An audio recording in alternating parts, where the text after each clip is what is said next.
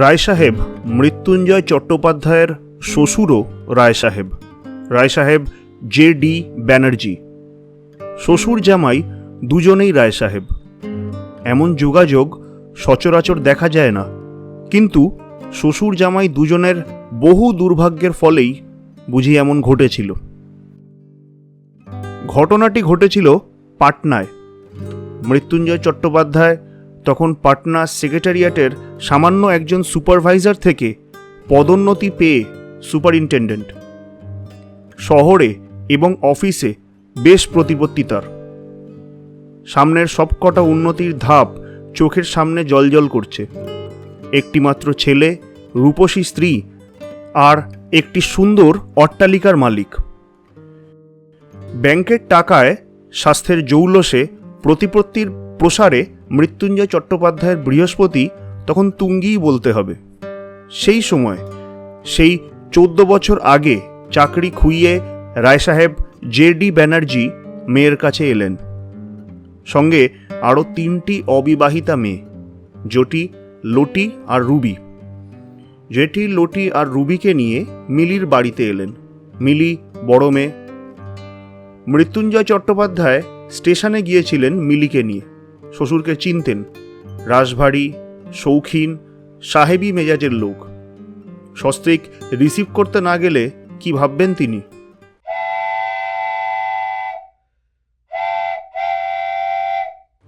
শীতকাল সেটা। তার পেটেন্ট স্যুট সাহেব বাড়ির অভিজ্ঞ টেলারের তৈরি, হাতে স্টিক, বাটন হলে বোকে, মাথায় ফেল্ট হ্যাট বাঁকানো, মুখে লম্বা চুরুট। চায়ের টেবিলে মিলি বললে, তুমি তাহলে চাকরি ছেড়ে দিলে বাবা? সেই সময় 14 বছর আগে চাকরি ছেড়ে দেওয়া চারটিখানি কথা নয়। বিশেষ করে জটি, লটি, রুবির তখনও বিয়ে দিতে হবে। সারা জীবন মোটা মাইনে পেয়েছেন আর 2 হাতে খরচ করেছেন। না করেছেন একটা বাড়ি, না জমিয়েছেন টাকা। কেবল লাঞ্চ, ডিনার, পার্টি আর স্যুট। মিলির কথার উত্তরে তিনি বললেন, চাকরি আর করবো না রে মিলি। তাহলে? বাহ, তো তোরা আছিস কি করতে? বলে হাসতে হাসতে চুরুট ধরালেন একটা। তারপর বললেন, আমি বুড়ো বাপ, সারা জীবন চাকরি করি, এইটাই তুই চাস নাকি? কথাটা বলে মিলি, জটি, লটি, রুবি শেষ পর্যন্ত জামাই মৃত্যুঞ্জয়ের মুখের ওপর চোখ বুলোলেন। কিন্তু কেউ হাসলেন না দেখে নিজেই হো হো শব্দ করে হেসে উঠলেন। তারপর চায়ে চুমুক দিয়েই বললেন, এ কি চারে মিলে? কত করে পাউন্ড? ফ্লেভার নেই তো তেমন। আর চোখে স্বামীর দিকে চেয়ে মিলি কুণ্ঠিত হয়ে বলল, কেন বাবা, এ তো দামি চা। তা হোক গে দামি, আমার জিভে এ চা চলবে না মা। ঘাড় নাড়তে লাগলেন রায় সাহেব জে.ডি. ব্যানার্জি। সদ্য কলকাতা ফেরত, পাটনার পাড়া গেয়ে মেয়ে জামাইকে ফ্যাশন শেখাবার অধিকার তার আছে বই কি। আর এই কাপ ডিশও চলবে না। আর কিছু না হোক, চাটা বাপু আমাকে দিয়ে পছন্দ করিয়ে কিনো। চাটাই যদি পছন্দ মতো না খেলুম তো বেঁচে থেকে কি লাভ? কিন্তু দেখা গেল রায় সাহেব জে.ডি. ব্যানার্জির কিছু পছন্দ হওয়াই ভারী শক্ত। লুঙ্গি দিয়ে কখনো জানলা দরজার পর্দা হয়? মৃত্যুঞ্জয়ের দেখছি সবই পাটনাই টেস্ট। বাড়ি করেছো, কিন্তু ডাইনিং হলের স্ট্যান্ডার্ড সাইজ জানো না। ড্রয়িং রুমে জর্জ দি ফিফথের ছবি রেখেছো, কিন্তু কুইন মেরির ছবিটা নেই পাশে। ইংরেজদের চরিত্রে এইটা পাবে না, এই সেন্স অফ প্রপোর্শনের অভাব। আহা, তোমাদের কিচেনের পজিশনটাই ঠিক হয়নি। কিচেন হবে নর্থ ইস্ট কর্নারে। মৃত্যুঞ্জয়ের দেখছি সুপারিনটেন্ডেন্ট হলে কি হবে। পরদিন থেকে রায় সাহেব জে.ডি. ব্যানার্জি সংস্কারে লেগে গেলেন। জটি, লটি আর রুবি আদেশ পালন করে। মৃত্যুঞ্জয় চট্টোপাধ্যায়ের বাড়ির সামনে গেটে ট্যাবলেট লাগানো হলো। পালিশ করা সেগুন কাঠের বোর্ডের ওপর রায় সাহেব জে.ডি. ব্যানার্জি লেখা। বিকেলবেলা ড্রেসিং গাউন পরে একবার বাগানে দাঁড়িয়ে দেখে এলেন। তারপর নিজের চুরুটের আর চায়ের ব্র্যান্ড লিখে চাকরকে বাজারে পাঠানো হলো। নতুন নেটের পর্দা এলো দরজা জানলার জন্যে। মৃত্যুঞ্জয়ের সঙ্গে থেকে থেকে মিলিটারও টেস্ট খারাপ হয়ে গেছে। মিলির টেস্ট, মৃত্যুঞ্জয়ের টেস্ট বদলাবার চেষ্টায় লেগে পড়লেন জীবন পণ করে রায়সাহেব জেডি ব্যানার্জি সেই প্রথম দিনটি থেকে। ওপরের দক্ষিণের ঘরটাতেই তোমার থাকবার ব্যবস্থা হলো বাবা। বাড়ির শ্রেষ্ঠ ঘর সেটা। ঘরখানা গোছানো হলো, রায়সাহেবের পছন্দ মতোই গোছানো হলো। শোবার খাটের পাশে হোয়াট নট, চিঠি লেখবার টেবিল একটা জানলার দিকে মুখ করে, একটা ট্রিপয়, আর খাটের দিকে মুখ করে বসানো ড্রেসিং আলমারি। রায়সাহেব বললেন, লর্ড কিচেনারের বেডরুম এইরকম সিম্পল ছিল। তখন কি মিলি জানতো? না মৃত্যুঞ্জয় চট্টোপাধ্যায় জানতেন? কেউ জানতো না। জটি, লেটি, রুবিও জানতো না যে 14 বছর রায়সাহেব এ বাড়িতেই থাকবেন। শুধু থাকা নয়, সদম্ভে সগৌরবে মাথা উঁচু করে থাকবেন। দেশি ইংরেজি একখানা দৈনিক পত্রিকা আসতো মৃত্যুঞ্জয় চট্টোপাধ্যায়ের বাড়িতে। তিনি তা বাতিল করে দিলেন। 20 বছর হোয়াইটম্যানে সহ সম্পাদকের চাকরি করে এসছেন, ওইটি চাই। হোয়াইটম্যান আসতে লাগলো পরের দিন থেকে। চায়ের টেবিলে পরোটা বা অমনি কিছু একটা হতো। রায়সাহেব জেডি ব্যানার্জি আপত্তি করলেন। তোদের এইটে ভারী খারাপ সিস্টেম মিলি। টেবিলে খাবি, অথচ লুচি পরোটা 2-3 টাকা বেশি পড়ে বটে, কিন্তু বেকারিতে বলে রাখলেই রোজ সকালে কেক বা প্যাস্ট্রি দিয়ে যায়। কোনো হাঙ্গামা নেই, কত পরিশ্রম বাঁচে। পরদিন থেকে তাই হলো। বাথরুমটা সাজানো হলো নতুন করে। বিলিতি টুথপেস্ট, ব্রুশ, হেয়ার অয়েল আর সাবান, বাজারের শ্রেষ্ঠ জিনিস সব। টেবিলে উঠল বিলিতি লেটার প্যাড। মিলির বাবা মৃত্যুঞ্জয় শ্বশুর, রায়সাহেব শ্বশুর, শৌখিন ইংরেজি জানা পাকা সাহেব শ্বশুর। খাতিরের কোনো ত্রুটি রাখলেন না জামাই। সেক্রেটারিয়েটের বন্ধুবান্ধব আসে বাড়িতে। মৃত্যুঞ্জয় চট্টোপাধ্যায় আলাপ করিয়ে দেন, ইনি আমার শ্বশুর রায়সাহেব জেডি ব্যানার্জি। চুরুটটা মুখে লাগিয়েই রায়সাহেব জেডি ব্যানার্জি মাথা নাড়েন। ভোরবেলা শার্টের গলায় টাই থাকে না, কেমন যেন খালি গা মনে হয় তার। বলেন, মেজর উইন্সফোর্থ যেবার বেঙ্গল গভর্নরের মিলিটারি সেক্রেটারি, সেইবার আমি রায় সাহেব হলুম। কিন্তু এখন রায় সাহেবিটাও ছ্যাঁছায় হয়ে পড়েছে। রামা, শামা, ডিক, হ্যারি সবাই পাচ্ছে। কোনো ইজ্জত রইল না আর আমাদের। তারপরেই প্রশ্নকর্তা যদি প্রশ্ন করেন তো ভালোই, না হলে নিজের রায় সাহেব হওয়ার ইতিহাসটা নিজেকেই বলতে হয়। হোয়াইটম্যানে আমার লিডার পড়েই তো প্রথম মেজর উইন্সফোর্থ চমকে যায়। খাস বিলিতি বাচ্চা কি না, গুণের কদর করতে জানে। তারপর যখন শুনলে লিখেছে একজন বাঙালি, আরো অবাক। একদিন নেমন্তন্ন করলে ডিনারে, বললে বাঙালির মধ্যেও যে জিনিয়াস জন্মায় এটা তোমাকে দেখার আগে কল্পনাও করতে পারিনি মিস্টার ব্যানার্জি। ওয়েল, তখন আমি শুধু মিস্টারই ছিলাম কি না। তারপরেও যদি প্রশ্নকর্তা আগ্রহ না দেখান, তখন নিজেকেই বলতে হয়। আশ্চর্য হয়ে গেলেন মেজর যখন শুনলেন আমি একটা রায় সাহেবিও পাইনি। বললেন, ওয়েল, এটা আমারই কর্তব্য, দেখি আমি কি করতে পারি। প্রশ্নকর্তা যদি প্রশ্ন করেন, রায় সাহেব জেডি ব্যানার্জি সে প্রশ্নের উত্তর দেবেন না। চুরুটটাকে দাঁতে চেপে সেইখানে বসেই বহুদিন আগে শেখা উইন্সফোর্থের সুরের অনুকরণ করে চিৎকার করবেন, মহারাজ, চা। আগে হাতে করে চায়ের কাপ দেওয়া হতো। রায় সাহেব আসার পর ট্রের বন্দোবস্ত হয়েছে। বিকেলবেলা একটা পর্ব আছে রায় সাহেবের। সামান্য পর্ব নয়, ঝাড়া ঘণ্টাখানেক লাগে। তখন বেরোয় আলমারি থেকে নিভাজ স্যুটগুলো। একটা একটা করে মিলি কিংবা জটি, লটি, রুবির যে কেউ নামিয়ে দেয়। যেটা কাল পড়েছেন সেটা আজ পড়তে নেই। সবগুলো বিছানার ওপর পর পর বিছিয়ে দেওয়া হয়। রায় সাহেব জেডি ব্যানার্জি একটা স্যুট বেছে নেবেন তারই মধ্যে থেকে। কোনোদিন ওয়ালনাটের স্টিক, কোনোদিন অ্যাশ কাঠের। স্যুটের সঙ্গে যেন ম্যাচ করে। মাথায় light navy blue felt hat আর ঝকঝকে চকচকে দাঁতে কামড়ানো চুরুট। পায়ে পেটেন্ট লেদার শু। হাতের 5টা আঙুলের মতন ওই চুরুটটা ছিল তার শরীরের সঙ্গে একাত্ম। বাথরুমে যাওয়ার সময়ও মুখে থাকতো চুরুট। মিলির মনে পড়ে না বাবাকে সে চুরুট ছাড়া দেখেছে। কোথাকার কোন লর্ড স্যালসব্যারি নাকি মারা যাওয়ার পর হিসেব করে দেখা হয়েছিল, জীবনে যত চুরুট তিনি খেয়েছেন তা জোড়া দিলে 6 মাইল লম্বা হয়। তাছাড়া চুরুট খেলে আত্মবিশ্বাস বাড়ে। চুরুট খেতে শেখান আমাকে মিস্টার রকিনলেক। এদিকে তো পণ্ডিত লোক, ইংরেজির মাস্টার, ইংরেজি ভাষাটা গুলে খেয়েছিলেন। ওদিকে চুরুট খান আমার মতো।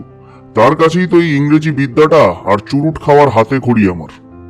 স্যুট পরে ছড়িটা ফেলতে ফেলতে যারা পাটনার রাস্তায় রায় সাহেব জেডি ব্যানার্জিকে হাঁটতে দেখেছে তারা জানে সেই মন্থর অথচ দ্রুত চালের মুভমেন্ট, প্রতি পদে সেই ইলাস্টিক স্টেপ দেখেই মনে হবে যেন বিরাট গাড়ি বিরাট বাড়ি সবই আছে, সমাজে সংসারে যেন সুউচ্চ প্রতিষ্ঠায় অধিষ্ঠিত, শুধু স্বাস্থ্যের খাতিরে একটু পদচারণা করতে বেরিয়েছেন।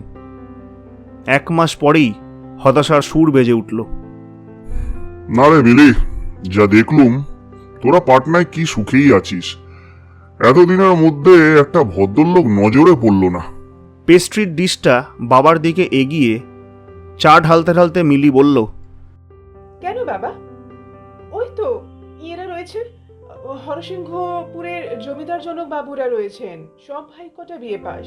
তারপর মুন্সি রঘুবীর প্রসাদ বিলেত ফেরত, তারপর নিউ পাটনা ইম্পিরিয়াল ব্যাংকের agent Babul Mittir MA, chartered accountant Randhir Chauhan. আরে ছি ছি, ওদের তুই বলিস ভদ্রলোক? চায়ের কাপটা ঠোঁটে তুলতে গিয়ে একটা শ্রাগ করলেন রায় সাহেব জেডি ব্যানার্জি। কেউ ইংরেজির জানে না, হোয়াইট ম্যান পড়ে না, আবার পলিটিক্স নিয়ে তর্ক করতে আসে। ইংরেজি জানা লোক গোটা ভারতবর্ষেই তো আছে মাত্র 2.5টে, একটা তোদের গান্ধী, একটা টেগোর, আর আতখানা যে কে তার বলা হলো না। হঠাৎ যেন স্বগতোক্তির সুরেই রায় সাহেব বললেন, এই এই দেখ না, আজকের হোয়াইট ম্যানেই তো 4টে ইংরেজির ভুল ধরেছি। ইংরেজি ভাষাটাই জানতেন রায় সাহেব জেডি ব্যানার্জি। তিনি নিজেই একদিন বলেছেন কেমন করে শিখলেন বিদ্যেটা। ওটা বড় অদ্ভুত ভাষা নাকি, ভাবতে হয়, পড়তে হয়, লিখতে হয়, স্বপ্ন দেখতে হয়। অনেকের আবার তাতেও হয় না। ওটা অনেকটা কবি হওয়ার মতো। সবাই কি চেষ্টা করলেই কবি হতে পারে? তেমনি সবাই চেষ্টা করলেও ইংরেজি শিখতে পারে না। ওটা একটা ভগবান দত্ত ক্ষমতা, না হলে তো রামা শ্যামা টম ডিক হ্যারি সবাই শিখে ফেলতো। ইংরেজিটা কি অত সহজ রে? কথাগুলো অনেকটা ধমকের মতো। না জেনে মিলি তার বাবাকে অন্য সকলের সঙ্গে সমান পর্যায়ে নামিয়ে ফেলেছে। কিন্তু বড় শিশুর মতো সরল মনের মন রায় সাহেব জেডি ব্যানার্জি কিছু মনে রাখেন না। বোধহয় প্রায়শ্চিত্ত স্বরূপ পরের দিন মিলি নিজে বাজারে গিয়ে বাবার পছন্দ করা চুরুট আর 1 বাক্স আনিয়ে দিলে। কিন্তু ওয়াটম্যানের 20 বছরের চাকরিটা যাওয়ার পেছনে একটা ইতিহাস আছে। যার ধ্যান জ্ঞান সবই হলো ইংরেজি, ইংরেজির ভুল তিনি সইবেন কেমন করে?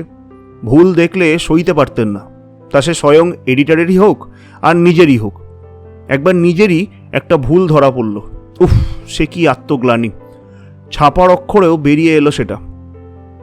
সাধারণ পাঠকরা কেউই ধরতে পারল না বটে, এডিটরও পারেনি, কিন্তু যেটা ভুল সেটা তো ভুলই। কেউ ধরতে পারুক আর না পারুক, নিজেকে তিনি ক্ষমা করবেন কি করে? নিজের কাছে কি কৈফিয়ত দেবেন তিনি? গল্প হচ্ছিল ডিনার খেতে খেতে, জটি লটি রুবি আর মিলি, আর ওদিকে মৃত্যুঞ্জয় চট্টোপাধ্যায়, পাটনার সেক্রেটারিয়েটের সুপারিনটেন্ডেন্ট। মৃত্যুঞ্জয় চট্টোপাধ্যায় বললেন, তারপর? মিলিও চচ্চড়ির ডাটা চিবোনো থামিয়ে বললে, তারপর কি করলে বাবা? সুপের চামচেটা মুখ থেকে নামিয়ে ন্যাপকিন দিয়ে 2টো ঠোঁট মুছে নিলেন। তারপর আধ খাওয়া চুরুটটা মুখে দিয়ে আবার ধোয়া ছাড়লেন লম্বা করে। বললেন, ঠিক করলাম আত্মহত্যা করব।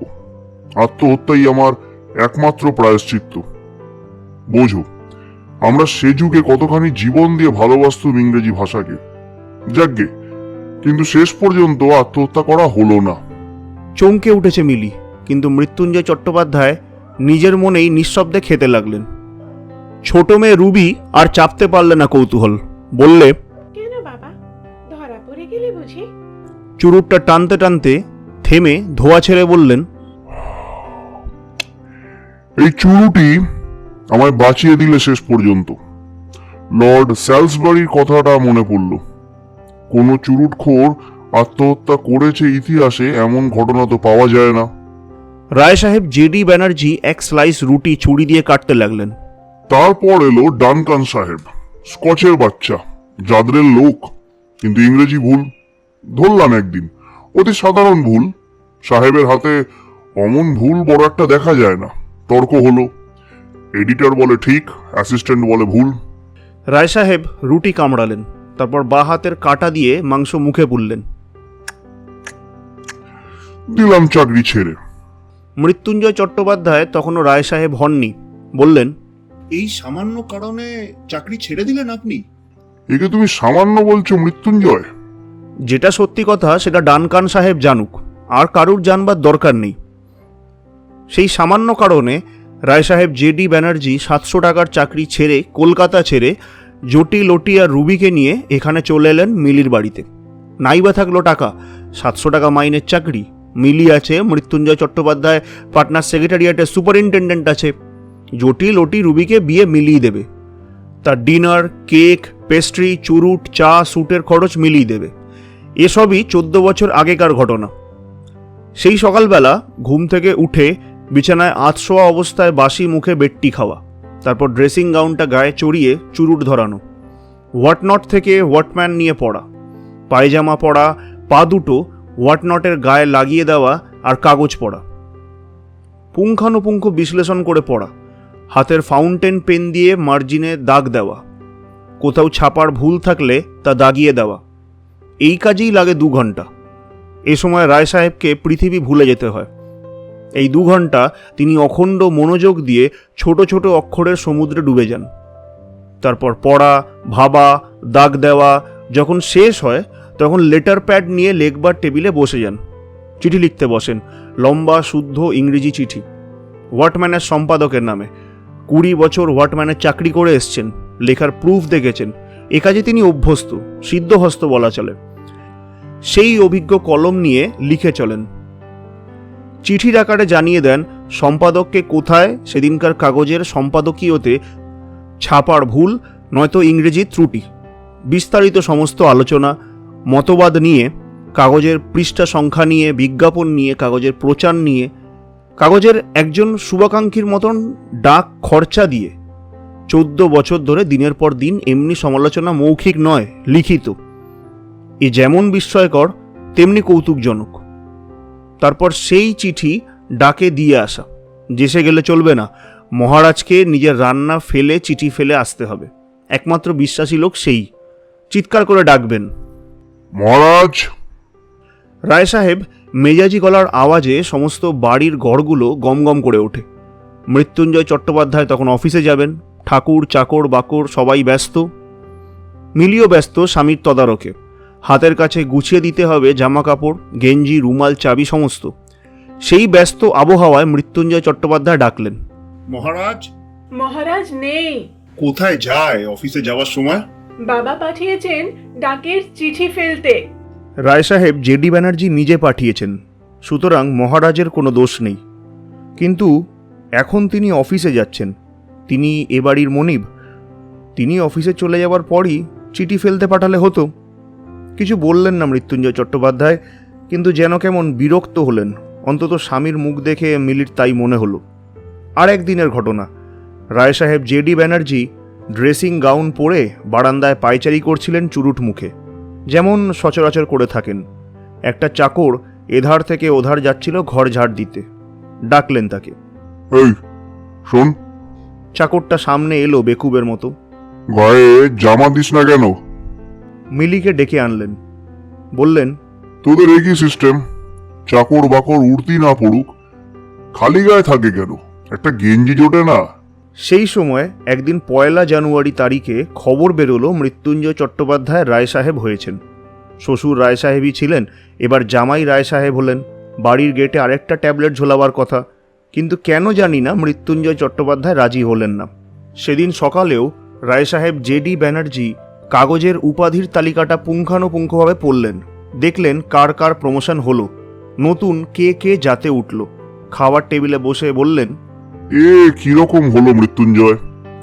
আমার সময় মনে আছে টেলিগ্রাম এসেছিল 150, আর চিঠি বোধহয় 100-3। কয়েকটা কাগজে ফটোও বেরিয়েছিল। চাকরিটা রেগে ছেড়ে না দিলে রায়বাহাদুরও হয়ে যেতাম। কিন্তু তোমার বেলায় কিরকম হলো মৃত্যুঞ্জয়? আজকালের লোক গুণের কদর করতে কি ভুলে যাচ্ছে? মিলিকে বললেন, তোকে বলেছিল মিলি, তোদের এখানে একটা ভদ্রলোক নেই, দেখলি তো? মৃত্যুঞ্জয়কে একটা পার্টি পর্যন্ত কেউ দিলে না। আমার মনে আছে মেজর উইন্সফোর্থ। এ সবই 14 বছর আগেকার ঘটনা। তারপর 14 বছরের প্রাত্যহিকতায় দৃশ্যপটের কতই না পরিবর্তন হয়ে গেল। মৃত্যুঞ্জয় চট্টোপাধ্যায় বরাবর কম কথার মানুষ ছিলেন। কথা কওয়া আরও কমিয়ে দিয়েছেন। শ্বশুর জামাই বাড়িতে বেড়াতে এসেই থাকে, কিন্তু এমন বরাবরের মতো বেয়াক্কেলে হয়ে যে থেকে যাবেন এ কথা কে জানত। একে একে জটি লটি এবং শেষ পর্যন্ত রুবির বিয়েটাও দিলেন জামাই। প্রত্যেক বিয়েতেই মোটা রকমের খরচ করতে হলো, নইলে পার্টনার সমাজে মান থাকে না। সকলেরই বিয়ে দিলেন জাঁকজমক করে। আর তাছাড়া টাকা খরচের প্রশ্নটাই তো বড় নয়, মেহনত কি কম। রায় সাহেব মৃত্যুঞ্জয় চট্টোপাধ্যায়ের কিছু দেনা করতে হলো, মিলির গায়ের গয়না কিছু ভাঙতে হলো। টাউনের বাইরে কিছু খোলা জমি কেনা ছিল মিলির নামে, সেটা সস্তা দরে ছেড়ে দিতে হলো। উপরি উপরি 3টে মেয়ের বিয়ে দেওয়া সামান্য কথা নয়। তবু রায় সাহেব মৃত্যুঞ্জয় চট্টোপাধ্যায় অসাধ্যই সাধন করলেন। একটি মাত্র ছেলে, ছোটবেলা থেকে দেরাদুনে থেকে পড়তো, সিনিয়র ক্যামব্রিজ পাশ করার পর কলেজে পড়ছে সেখানে, সুতরাং খরচ পাঠানোও বেড়েছে। এত কাণ্ড ঘটছে, এত দৃশ্যপট বদলাচ্ছে, কিন্তু রায় সাহেব জেডি ব্যানার্জি তার সেই উঁচু চূড়ো থেকে এক চুল নড়েননি। সংসারে দৈনন্দিন সচ্ছলতা অসচ্ছলতার কথা যেন তার জানবার কথাই নয়। তিনি যে একজন ব্যয়বহুল গলগ্রহ সে কথা ভাববার বা বোঝবার তার অবসর নেই। জামাইকে মেয়ে দিয়েছেন বলে শ্বশুরের ভরণ পোষণ করাও যেন জামাইয়ের অন্যতম কর্তব্য। আর তাছাড়া তিনি তো এ সংসারের একজন গর্বের ও গৌরবের পাত্র। রায় সাহেব জেডি ব্যানার্জি তিনি। চালচলনে, বলনে, নাম ধাম, পরিচয়ে যে কোনো জামাই গৌরবান্বিত বোধ করবে। নিয়ে আসুক না মৃত্যুঞ্জয় 10টা নাইট, 20টা রায়বাহাদুরকে এ বাড়িতে, দেখাই যাক না তারা মোহিত বিগলিত হয় কিনা রায় সাহেব জেডি ব্যানার্জির আদব কায়দায়, কেতা দুরস্ত ব্যবহারে ঈর্ষান্বিত হয় কিনা মৃত্যুঞ্জয়ের শ্বশুর সৌভাগ্যে। বিলেতে তিনি যাননি সত্যি, কিন্তু অন্তত 200 লোক তো তার কাছে বিলেত যাওয়ার আগে আদব কায়দা শিখে নিতে এসছে। কাটা চামচ থেকে শুরু করে ডিনার, ড্রয়িং রুম, বাথ, বো, স্যুট, হাই সোসাইটির সমস্ত রকম খুঁটিনাটি। তা সেদিন চা মুখে দিয়েই কাপ নামিয়ে নিলেন রায় সাহেব। মিলি, ছি ছি, তোদের টেস্ট দিনকে দিন কি যে হচ্ছে। মিলি কিছু উত্তর করলে না। মিলি ভালো করেই জানে এ চা বাবা মুখে তুলবেন না, তবু চুপ করে রইল সে। একটু কম দাম, একটু ফ্লেভার কম, কিন্তু সব দিক ভেবেই তো চলা উচিত। উনি বলেছেন, এত দামি চা কি না হলেই চলে না? তোমার বাবাকে তো পয়সা আয় করতে হয় না, যাকে করতে হয় সে বোঝে। কথাগুলো তো একেবারে মিথ্যেও নয়। মিলি দেখলে বাবা চা ছুলেন না, বললেন, এ নিশ্চয়ই মহারাজের ভুল হয়েছে রে, কিংবা ওকে ঠকিয়ে দিয়েছে। তুই একটা স্লিপ লিখে পাঠা এক্ষুনি, পাঠা তুই, প্রমাণ হয়ে যাক। পয়সা দিয়ে কেন খারাপ জিনিস খাবো বল? বাবাকে চিনত মিলি। শেষ পর্যন্ত লিখতে হলো স্লিপ। স্লিপ লিখে মহারাজের হাতে দিতে যাচ্ছিল। রায় সাহেব জেডি ব্যানার্জি বললেন, আর ওই সঙ্গে আমার সেই চুরুটের কথাটা লিখে দে না। এ মাসে হঠাৎ ওই খারাপ চুরুটটা যে কেন আনালি জানিস তো? আমি 40 বছর ধরে ওই এক ব্র্যান্ড খেয়ে আসছি। শেষ পর্যন্ত মহারাজকে দিয়ে ভালো চা আর চুরুটের ফরমাস দিতেই হলো। কিন্তু বারবার কাল রাত্রের কথা মনে পড়তে লাগলো মিলির। স্বামী শেষ পর্যন্ত অধৈর্য হয়ে বলেছিলেন, তোমার বাবা বিড়ি খেতে পারেন না? যার 1 পয়সার মুরদ নেই, তার আবার অত শখ কেন শুনি? রাত্রে শোবার ঘরের মধ্যে মিলিকে অনেক সহ্য করতে হয় বাবার জন্য। আজকাল রায় সাহেব মৃত্যুঞ্জয় চট্টোপাধ্যায়ের যে কি হয়েছে, বাড়িতে তিনি থাকেন কম। অফিসের আগে আর অফিসের পরে যতক্ষণ তার বাড়িতে থাকবার কথা, সে সময়টা কাটে তার বাগানে। রাত্রে হ্যারিকেন আর টর্চ নিয়ে চলে যায় তার গাছের তদারকি করতে। কোনো বন্ধু এলে দেখা করেন বাগানে। মিলি সারা দিন সংসারের খুঁটি নাটি নিয়ে ব্যস্ত থাকে। আর ওদিকে রায় সাহেব জেডি ব্যানার্জি, যখন রায় সাহেব মৃত্যুঞ্জয় চট্টোপাধ্যায় অফিসে বেরিয়ে যান, তখন নেমে আসেন তিনি ওপর থেকে। চিৎকার শোনা যায় দূর থেকে, মহারাজ! অর্থাৎ আর একবার তার চা চাই। সেই তখন থেকে যতক্ষণ না রায় সাহেব মৃত্যুঞ্জয় চট্টোপাধ্যায় অফিস থেকে আসেন, ততক্ষণ ঘন্টায় ঘন্টায় তার চা চাই, আর সেই দামি চা। সংসার ভেসে যাক, কারু পেট ভরুক আর না ভরুক, রায় সাহেব জেডি ব্যানার্জি চুরুট চা চাই। তাছাড়া সকালবেলা চাই তার নিজস্ব একখানা হোয়াইটম্যান, লিখবার প্যাড, কলম, কালি আর স্ট্যাম্প। চাই নিজস্ব brand toothpaste, toothbrush, snow, powder আর মাসকাবারি হাত খরচ 20টি টাকা। প্রতি মাসে 1 তারিখে মিলি 2খানা 10 টাকার নোট বাবার হাতে গিয়ে দিয়ে আসে। মিলির সেদিন নজরে পড়ে। বিকেল থেকে বাবার সেদিন শুরু হয় উদ্যোগ আয়োজন। রায় সাহেব জেডি ব্যানার্জি আবার যেন তার পুরনো ফেলে আসা দিনগুলো ফিরে পান। আলমারি থেকে বেরোয় সেই সব 14 বছরের পুরনো স্যুট, কোনোটা আর শরীরের সঙ্গে এখন ফিট করে না। জুতোর গোড়ালি থেকে প্যান্টটা 2 ইঞ্চি ওপরে উঠে পড়েছে, জায়গায় জায়গায় পোকায় এফোর ওফোর করে দিয়েছে। আশকাটের শৌখিন ছড়িটা বেরোয় ফেল্ট হ্যাট, মাথায় ঈষৎ বেঁকিয়ে বসিয়ে দেন।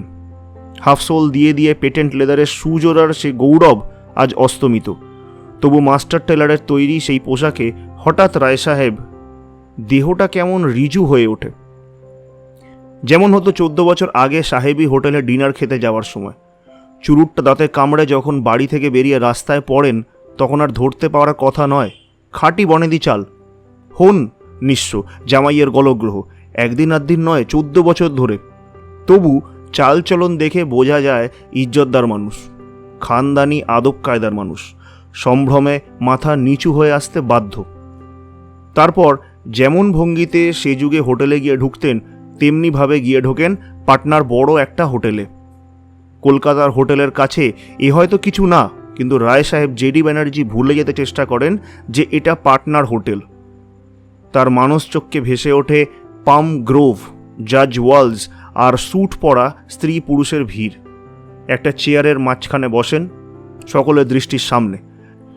তারপর যারা সেই অবস্থায় সেখানে ডিনার খেতে দেখেছে তাকে, তারা জানে পাকা বনেদিয়ানা কাকে বলে। তার সেই ন্যাপকিন নেওয়া থেকে শুরু করে নিখুঁত সব মুভমেন্ট লক্ষ্য করার মতো। অন্তত পাটনার ওই হোটেলে এর আগে আর কাউকে এমনভাবে দেখা যায়নি ডিনার খেতে। কিন্তু মাত্র তো 20টি টাকা, প্রতি মাসের প্রথম সপ্তাহটাই শুধু চলে, আর বাকি সমস্তটা মাস আবার বসে থাকতে হয় পরের মাসের 1 তারিখটার দিকে চেয়ে। কারণ খাওয়াই কি শুধু, বকশিস দিতেও যে মোটা টাকা বেরিয়ে যায়, আর ওটা না দিলে তো খাতিরও থাকে না। একবার মেয়েকে বলেছিলেন, মিলি, আমার স্যুটগুলো সব তো গেছে, আর অন্তত হাফ ডজন না করালে তো আর চলছে না। তোর কি ভুলো মন, 3 মাস থেকে তো কেবল করবি বলছিস। রায় সাহেব মৃত্যুঞ্জয় চট্টোপাধ্যায়ের সেটা ইন্স্যুরেন্সের প্রিমিয়াম দেওয়ার মাস, সেই মাসে হয় না। সুতরাং মিলি চুপ করে থাকে। পরের মাসে ছেলের পরীক্ষার ফিস দিতে হলো অনেক টাকা। তার পরের মাসে মিলির বিয়ের মাস, জামাই একটা নেকলেস কিনে দিলে স্ত্রীকে। তার পরের মাসেও একটা না একটা কি খরচ হয়ে গেল। সুতরাং রায় সাহেব জেডি ব্যানার্জির সামান্য হাফ ডজন স্যুট তাও হয়ে উঠল না বহুদিন। ড্রেসিং গাউনটা ছিঁড়ে যেতে বসেছে, ওই একখানাই এখন সম্বল। কোনোদিন পিঠের দিকটায় টান পড়লেই ফ্যাশ করে ছিঁড়ে যাবে। তবু সকালবেলা ওইটি পরেই হোয়াটনটের ওপর থেকে হোয়াইটম্যান খানা নিয়ে চায়ে চুমুক দিতে দিতে কাগজ পড়তে থাকেন। সেটা ছোট চা। তারপর বড় চা হবে 8টা থেকে 9টার মধ্যে। আগে কিছু পেস্ট্রি বা বিস্কুট বা টোস্ট থাকতো সঙ্গে, আজকাল আবার পরোটায় নেমেছে। তবু সেই পরোটাই ছুরি কাটা দিয়ে চিবোতে চিবোতে চা খাওয়া। আজকাল রায় সাহেব মৃত্যুঞ্জয় চট্টোপাধ্যায় এই বড় চাতে থাকেন না, তিনি তখন থাকেন বাগানে। রায় সাহেব জেডি ব্যানার্জি একাই গল্প করে যান তখন। জানিস মিলি, এবারকার শীতে লন্ডনের মেফেয়ারে 14 ইঞ্চি বরফ পড়েছিল। মিলি একমাত্র নীরব শ্রোতা, শুধু বললে, তাই নাকি বাবা? রায় সাহেব জেডি ব্যানার্জি বললেন, এতেই তুই অবাক হচ্ছিস? কিন্তু যেবার বার্লিনে কলের জল জমে বরফ হয়ে গিয়েছিল 1920-তে, 343 জন লোকের নাক যে একেবারে খসে গিয়েছিল। চুরুটের ধোয়া ছাড়তে ছাড়তে রায় সাহেব জেডি ব্যানার্জি লন্ডন, বার্লিন আর নিউ ইয়র্কের গল্প করে চলেন। তারপর একসময় দেখেন মিলি কখন অজান্তে উঠে চলে গেছে। তখন আস্তে আস্তে ওপরে উঠে যান। ওপরে উঠে গিয়ে লেখবার টেবিলে চিঠি নিয়ে বসেন। চিঠির তাড়া। ম্যানচেস্টার থেকে মিস্টার ক্রুফোর্ড চিঠির জবাব দিয়েছেন। ফ্লিট স্ট্রিট থেকে জবাব এসছে কোনো এক কাগজের মালিক লর্ড ফেয়ারওয়েদারের। চিঠির জবাব পড়া এবং জবাবের জবাব লেখার মধ্যে হঠাৎ দেশলাইয়ের কাঠি ফুরিয়ে গেল। চিৎকার করে ডাকেন, মহারাজ! মহারাজ এলো না, সাড়াও দিল না। কি হলো সব? কিছু বুঝতে পারলেন না রায় সাহেব। অথচ চুরুট নিভে গেছে। আবার ডাকেন, মহারাজ! এবার মহারাজ এলো। রায় সাহেব জেডি ব্যানার্জি বললেন, একটা দেশলাই আনো তো মহারাজ, একটা দেশলাই। কিন্তু সোজা হুকুম তামিল না করে মহারাজ বললে, জামাইবাবু এখন অফিসে যাচ্ছেন, তিনি অফিসে বেরিয়ে গেলে দেশলাই কিনে আনবো। সাহেবী মেজাজ হঠাৎ যেন কেমন গরম হয়ে উঠতে যাচ্ছিল, কিন্তু চুরুটখোররা সহজে রাগে না। তাই জন্যই তিনি চুপ করে রইলেন। কিন্তু খাবার টেবিলে রিপোর্ট না করে পারলেন না। বললেন, আদর দিয়ে দিয়ে তুই চাকরদের একেবারে মাথায় তুলে দিয়েছিস মিলি। কি বুদ্ধি দেখ! আমার চুরুটটা তখন নিভে গেছে। আমার দেশলাইয়ের চেয়ে জামাইবাবুর অফিসে যাওয়াটাই বড় হলো। এখন ঠিক এই সময় এক 1 জানুয়ারির সকালবেলায় কাগজ পড়তে পড়তে রায় সাহেব জেডি ব্যানার্জি থমকে গেলেন। রায় সাহেব মৃত্যুঞ্জয় চট্টোপাধ্যায় প্রমোশন পেয়ে রায় বাহাদুর হয়েছেন। সেই অবস্থাতেই নেমে এলেন, সেই ড্রেসিং গ্রাউন্ড, বা হাতের চায়ের কাপ, আঙুলের ফাঁকে চুরুট। মিলে মিলে মিলি রান্নাঘরের সামনে দাঁড়িয়েছিল। রায় সাহেব জেডি ব্যানার্জি বললেন, মৃত্যুঞ্জয় কোথায় রে? মৃত্যুঞ্জয় চট্টোপাধ্যায় বাগানে ছিলেন, যথারীতি চা খেয়েই বাগানে গিয়েছেন। রায় সাহেব জেডি ব্যানার্জি হাত বাড়িয়ে দিলেন। কংগ্রাচুলেশনস। ভিড় হয়ে গেল সকাল থেকেই, লোকের আসা যাওয়া।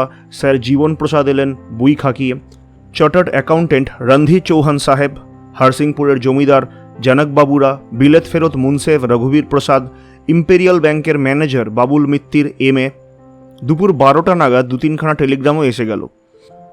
তারপর বিকেলবেলা আর এক দফা চা, হাসি, কথা, নমস্তের ধাক্কা একদিনই শেষ হলো না, 2-3 দিন ধরেই চলল। ডাকে চিঠি আসতে লাগলো। জটি, লটি, রুবিরা আর তাদের বড়েরা লিখেছে।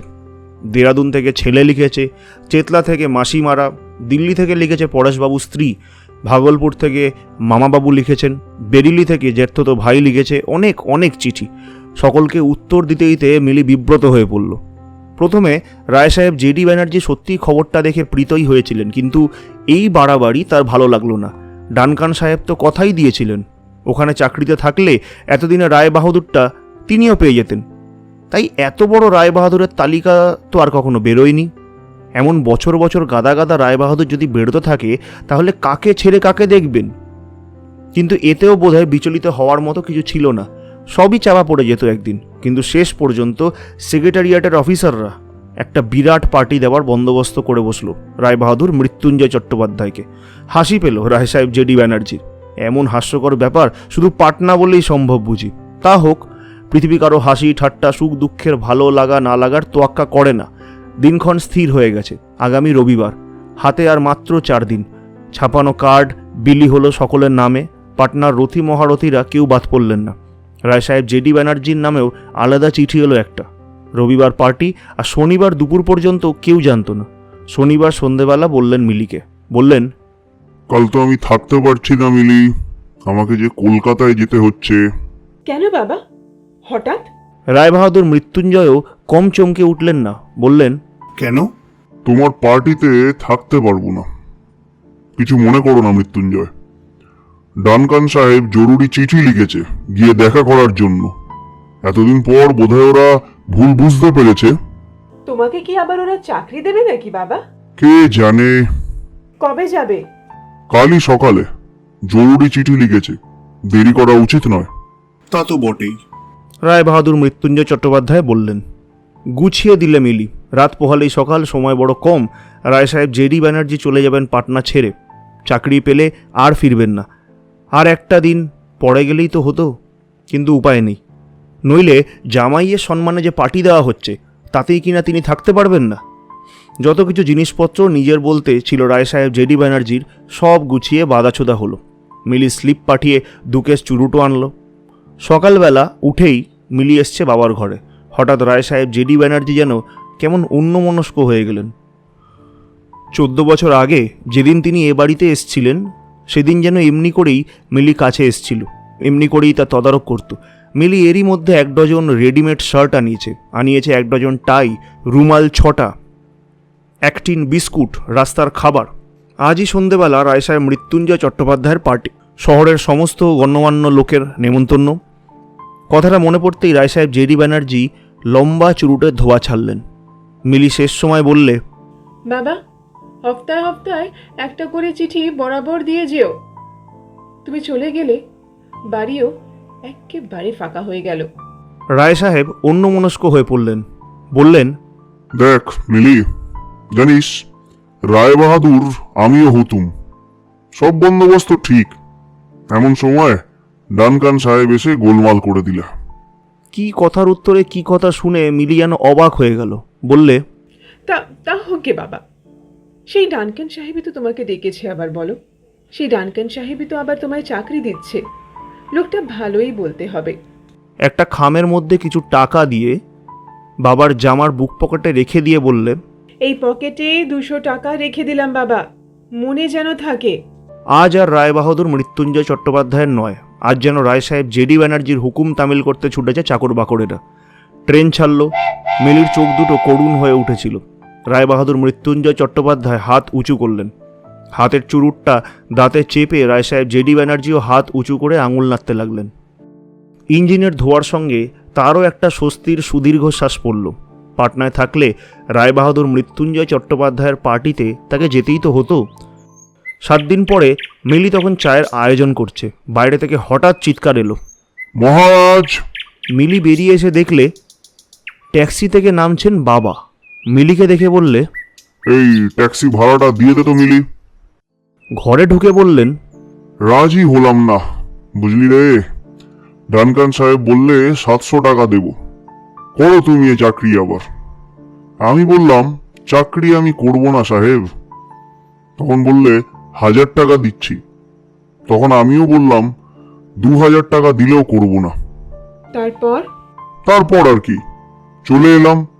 চাকরি করব কোন দুঃখে বল? তোরা থাকতে বুড়ো বাপ চাকরি করবে, এটা কি ভালো দেখায়? লোকেই বা কি বলবে? অফিস থেকে এসে রায়বাহাদুর মৃত্যুঞ্জয় চট্টোপাধ্যায় শুনলেন শ্বশুরের 1000 টাকা মাইনের চাকরি না নেওয়ার কাহিনী। রায় সাহেব জেডি ব্যানার্জি প্রশ্ন করলেন, ভালো করিনি, তুমি কি বলো মৃত্যুঞ্জয়? রায়বাহাদুর মৃত্যুঞ্জয় চট্টোপাধ্যায় মিলির মতো কোনো মতামত দিলেন না, চুপ করে রইলেন। রায় সাহেব নিজের মনেই বলতে লাগলেন, 1000 হোক, বেটারা তো আমাদের মতো নয়, গুণের কদর বোঝে, খাঁটি স্কচের বাচ্চা। বললে, রায় সাহেব, তোমাকে আমি রায় বাহাদুর করিয়ে দেব, তুমি এসো আমার এখানে। তোমার মতন লোক রায় বাহাদুর হয়নি, এটা খুব লজ্জার কথা। কিন্তু হঠাৎ কথা বলতে বলতে রায় সাহেব জেডি ব্যানার্জির নজরে পড়ল কেউ শুনছে না, না মৃত্যুঞ্জয় না মিলি। তারা কখন টেবিল থেকে উঠে গেছে তিনি টের পাননি। তিনি একলা।